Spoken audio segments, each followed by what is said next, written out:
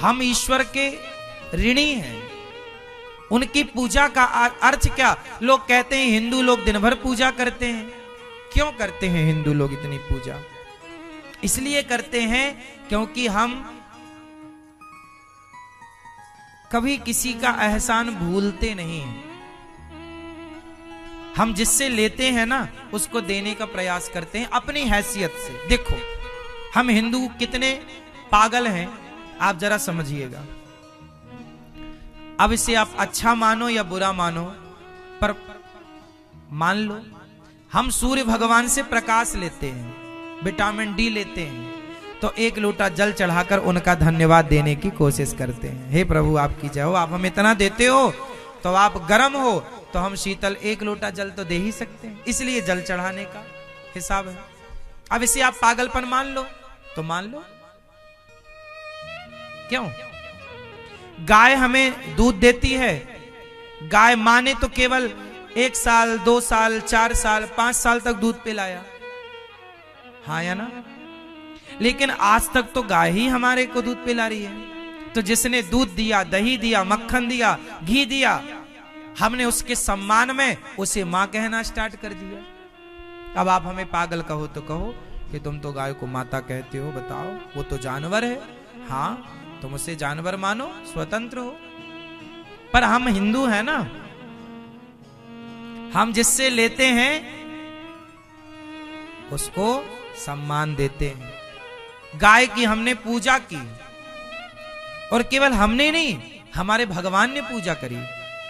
श्री कृष्ण आए, गौ माता की सेवा की, मैसेज दिया कि सेवा करो, गौ माता की सेवा, पूजा।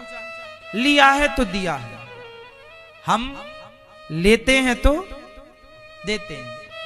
हमने नदियों से पानी लिया, हमने नदियों से पानी लिया, तो हमने बदले में नदियों को मां कह करके संबोधित किया। ये हमारी माता है, नदी गंगा मां, यमुना मां, सरयू मां, सरस्वती मां, गोदावरी मां, नर्मदा मां, हाँ या ना? सम्मान। अब इसमें आप हिंदुओं को पागल कहो तो कहो भैया। नदियों को हमने मां कहा, उनकी पूजा की। हमारे यहां जितने भी व्रत उपवास, अब देखिए ना, छठ का पर्व होता है, छठ पर्व होता है हमारे भारत में। वो छठ पर्व जाकर के जिसके पास जो नदी है, उस नदी में तो वो छठ पर्व मनाता है। गंगा के किनारे वाले गंगा में मनाते, नर्मदा के किनारे वाले नर्मदा में मनाते, यमुना के किनारे वाले नदियों में होता है वो पर्व। नदियों में जाके लोग जलाशय में स्नान करते हैं। हमारे यहां क्या है? पूर्णिमा आई तो स्नान दान, नदियों में जाओ, नदियों में स्नान करो, पूजा करो, दूध चढ़ाओ, नदियों में दूध चढ़ाओ। अब नदियों में दूध क्या नदी दूध पीती है? बोले ना, नदियों में मछलियां होती हैं, वो मछली दूध पी लेती है। तो हमारे यहां तुलसी की पूजा, तुलसी सबसे बड़ी औषधि है। क्या है ये? औषधि है, औषधि है ये। इसलिए हम लोग तुलसी की पूजा, ये हमें बीमारियां ठीक करती है ना ये हमारी। अब तो लोग तुलसी का पत्ता नहीं खाते, पहले हमारे यहाँ प्रसाद मिलता मंदिरों में तो तुलसी मिलती, चरणामृत मिलता तो मतलब 5-10 पत्ते रोज आदमी के अंदर जाते थे तुलसी के, और ये जाना भी चाहिए। हमारे कितना वैज्ञानिक है हमारा धर्म मेरी माँ। आप किसी भी मंदिर में जाएंगे तो प्रसाद में तुलसी मिलेगी आपको, चरणामृत पिएंगे तो तुलसी मिलेगी। और ये सामान्य बात नहीं है, ये औषधि है। भगवान की प्रिया तो है ही, लेकिन ये औषधि है, पुराणों में महिमा है। तो जब इतना कुछ दिया इन्होंने, तो हमने तुलसी को माता कहा, पूजा करी। पीपल की पूजा, ऑक्सीजन देता हमें, पीपल की पूजा। समुद्र की पूजा करी, समुद्र। कुल मिला के हम हिंदू हैं, सनातनी हैं। रग रग में बसा है आध्यात्म और प्रकृति। इसलिए हिंदू धर्म को समझना ना इतना भी सरल नहीं है। हम जो भी करते हैं उसका पूरा वैज्ञानिक कारण है, जुड़ाव विज्ञान के तरीके से है।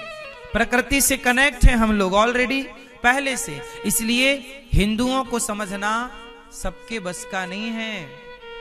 हिंदुओं के रीति रिवाज इस धरती के सबसे कठिन रीति रिवाज हैं। किसी का कॉपी कर लेना भी आसान नहीं है।